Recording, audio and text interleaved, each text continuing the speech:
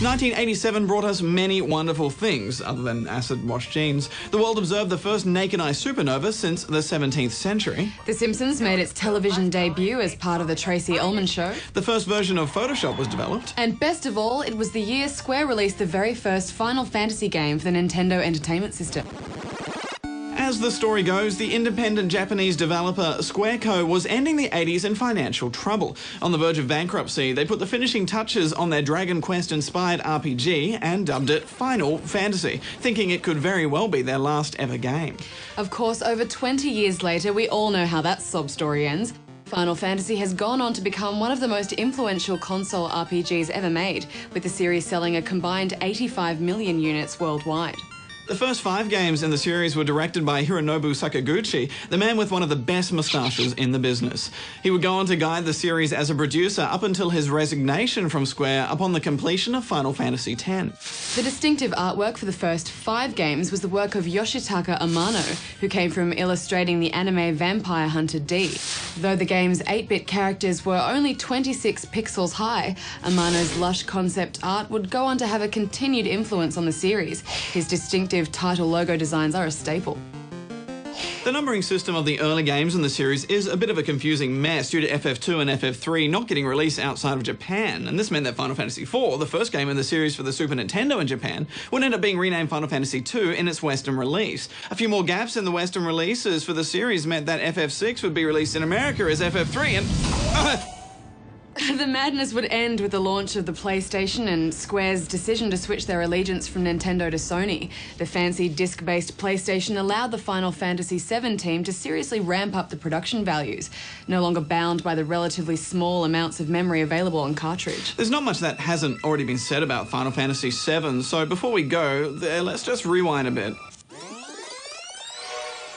Final Fantasy IV on SNES, number 2 in America, was definitely a highlight of the first half a dozen games. It was when Final Fantasy started becoming more ambitious, embracing a complex plot and less stereotypic characters.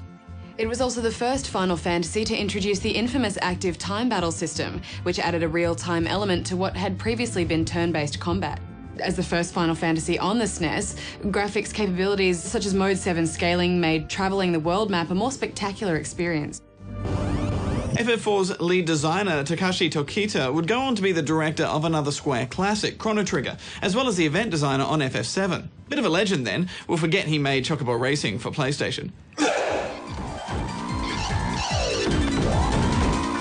Speaking of chocobos, the Final Fantasy series is famous for having a number of recurring elements, despite each game having its own world and characters.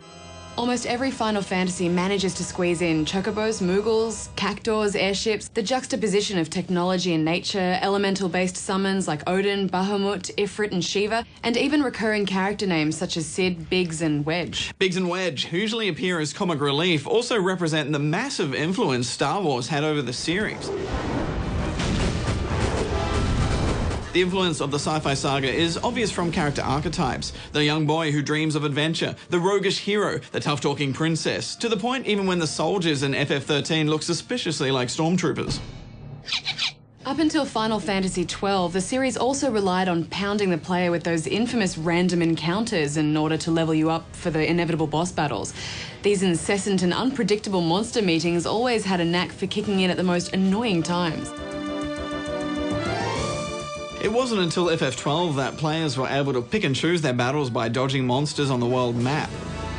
The visible monsters allowed for new gameplay features, with the player being sent on bounty hunts to scour the landscape for specific monster types.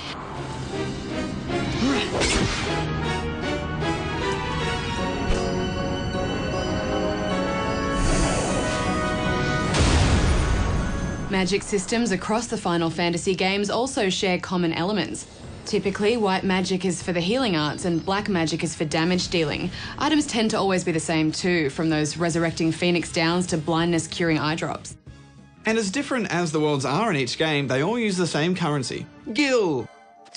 The music of Final Fantasy has brought us a number of stunning soundtracks by composer Nobuo Uematsu, another man with an awesome moustache.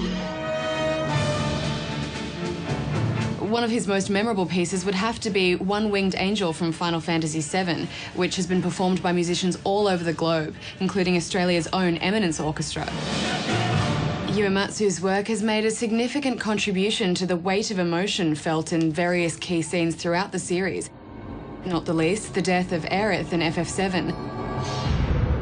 A video game moment that may go down as one of the first to ever move gamers to actual tears. Hex, I'm sorry, I think I need to just take a moment and recenter myself.